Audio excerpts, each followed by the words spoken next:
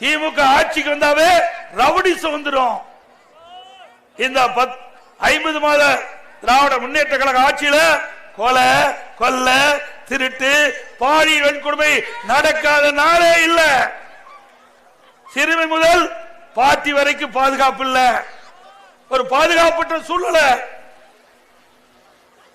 பொம்மை முதலமைச்சர் திறமையற்ற முதலமைச்சரை தடுக்க முடியல.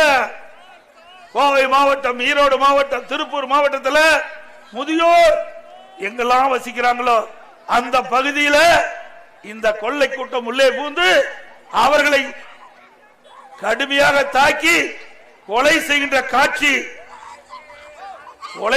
காட்சி எல்லா தொலைக்காட்சியிலையும் வந்திருக்குது. அவருடைய நகையில பறிச்சுட்டு போயிடுறாங்க, பணத்தை எடுத்துட்டு போயிடுறாங்க, அவர்களை கொடூரமான முறையில கொலை செய்யறாங்க.